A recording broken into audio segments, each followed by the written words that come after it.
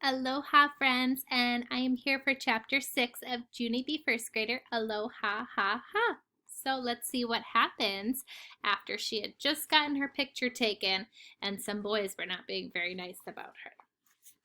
All right, chapter 6 is called Chicken of the Ocean. Here we go. Day 3. Dear first grade journal, my camera pictures aren't going that great on account of, first, I got grouchy ladies, and then I look like a doofus. So far, my photo journal is telling the stupidest dumb story I ever heard of. Today will be better, I hope, 'cause me and Mother and Daddy are going to snorkel. And snorkel is the grown-up word for when you swim with a giant hose in your mouth. I like that word of snorkel. Also, I like snortle and snarkle and snoodle. Your friend, Junie B. Snorkel. I put down my pencil and I waited for Mother and Daddy to get up. Those two have been lazy bones. Only I am not allowed to jiggle them awake anymore. Or else Mother turns out cranky. I kept waiting, real patient, for their eyes to open. Then finally I tiptoed next to Daddy and I blew air in his face. He opened one eyeball. I waved very pleasantly. Hello, how are you today? I said. Look, I am already dressed for breakfast. Daddy closed his eyeball. I opened it up again. Whoops, I lost you there for a second, I said. Don't you want to see what I'm wearing today? I stepped back so he could see my clothes. Then I did a twirl around like a fashion girl. See me, Daddy? See how cute I look? I picked out an outfit to go with Squeezer's Flatso parrot head. He looks very cute with these shorts, don't you think? He looks like a parrot belt, kind of. I skipped around in a circle. I'm glad that Mother didn't cut him off, I said. He wasn't very uncomfortable to sleep in, hardly. After that, me and Squeezer climbed on to the bed, and we sat on Mother's legs until she woke up. It did not actually take that long. Then, yippee! Hooray! All of us went downstairs for breakfast, and Mother said I could order pineapple and coconut pancakes. And that is just like eating dessert, I tell you. The waitress looked at me and Squeezer. She did a little chuckle. Wow, you already have your swim ring on, huh? She said. All you have to do is blow him up and you're all set to go. I did a frown at that comment.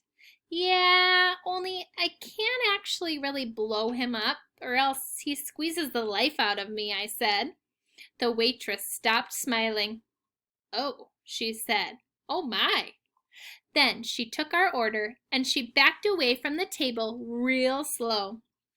After breakfast, Daddy had to go on his job interview. So me and Mother went to the pool while we waited for him. Then, as soon as he got back, hooray! It was time to go snorkeling. After everyone was ready, we got in the car and we drove to a special snorkel beach. That word made me laugh in the car. I said it 1,000,000 times, I think. Snorkel, I said. Snorkel, snorkel, snorkel. I'm going to go snorkel. Here is a snorkel poem. I took a breath. Snorkel, snortle, snoodle, noodle, snorkel, snartle, snartle. Mother turned around. Please stop, she said. She took an aspirin. Mothers do not appreciate poetry, apparently. Pretty soon, Daddy pulled into a beach parking lot, and he carried our snorkel stuff to the water. Mother helped me with my swim fins. Swim fins look exactly like frog feet, except they are not on an actual frog. I heard it's hard to walk in frog feet. You have to lift your feet really high in the air, like you are marching in a band. Except for frogs don't really actually march in a band, on account of most of them don't even play an instrument. After I put my frog feet on, I put my face mask and snorkel snout. A snorkel snout is the giant hose that you breathe with. Then Daddy took me to the water and we tightened my face mask. And ta-da! I was ready to go. I floated on top of the water and I breathed through my snorkel snout. I did very good with my breathing because I already practiced this activity in the pool. That's why. Only wowie wow wow, I could not believe the view. I raised up real excited. The ocean bottom is way prettier than the pool bottom, I hollered. You can see clear as a belt down there. Mother and Daddy smiled. Then Daddy said to please use my soft voice. Snorkeling is a quiet sport, Junie B, he said. We don't want to bother any other snorkelers, okay? So the word of the day is quiet. Got it? Got it, I said. The word is quiet. After that, I put on my snorkel vest to help me float, and I held onto a kickboard, and I swam with Mother and Daddy to a special snorkel spot. Frog feet help you swim speedy fast. Even if you're swimming in a flat-so parrot, you can still be speedy. After we got there, I put my head in the water again, and my eyes popped out of my head. The fish were beautiful, I tell you.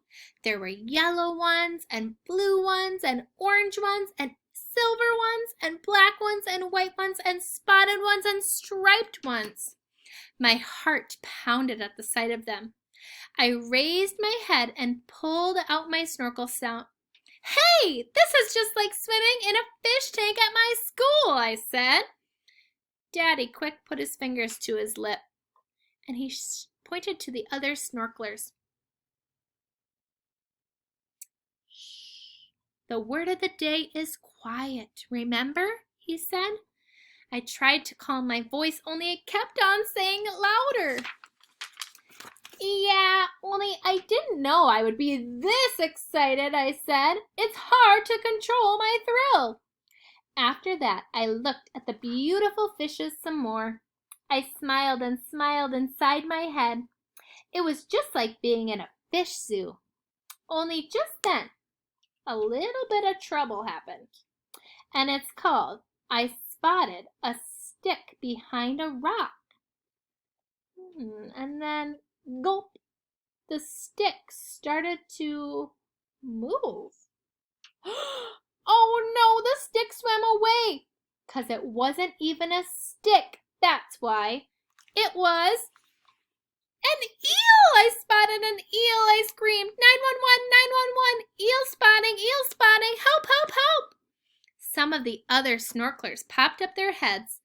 Then Daddy popped up his head too. Shh, Junie B, shh. There's nothing to worry about, I promise, he said. That eel is perfectly harmless. I quick ducked down again, 'cause I had to keep track of that eel, of course. Then, whoa, wait, hold the phone. Something even worse was floating my way, and it's called jellyfish. A jellyfish is coming, and that thing is as big as a barn, I tell you. After that, I quick turned around, and I kicked for the beach as hard as I could, and I didn't stop till I got there. I ran out of the water, and I tripped on my frog feet. I fell over in the sand. I rested there to take a breather. Breathe, I said to my pounding heart, breathe. Just then, I heard sloshing feet. I opened one eye. It was Daddy. His face did not look very pleasant. I waved my fingers very nervously. Hello, how are you today? I said. I am fine, only I turned out to be afraid of jellyfish, apparently. So I just swam back to the beach and then I tripped on my frog feet and now I'm just resting here on the sand. I thought for a second. Also, I did not care for the eel. Just then, Mother came hurrying out of the water. She looked as grouchy as Dad. I waved again. Good to see you both, I said. Daddy made a mad frowny face. This isn't a joking matter, young lady. You were supposed to stay with Mother and me, he said. Don't you ever pull a stunt like that again. Do you understand? All of a sudden, my eyes got tears in them.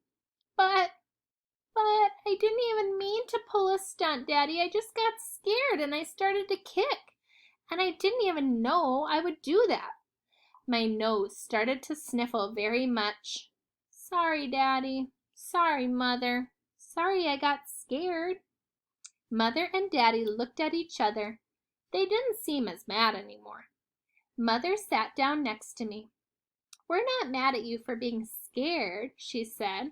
We're upset because you swam away from us. You should never ever swim alone in the ocean. I sighed, very glum. I turned out to be a chicken, I said. I'm a chicken of the ocean. Mother smiled and ruffled my hair. I think you meant to say chicken of the sea, she teased. Then she and Daddy did a little chuckle. Only I don't actually know why. After that, we walked back to the car, and my camera was in the back seat. Whew, I said. I still have to take a dumb snorkel picture for my assignment. But I thought today's picture would be cute. But these photos just keep getting stupider and stupider. I handed Mother the camera. Then both of us walked back to the sand to take another picture. She blew a little bit of air into Squeezer to make him look more lively. Then I posed as good as I could and click, click. Day 3. Hawaii is making a fool out of me. Check back tomorrow for Chapter 7. Have a good day.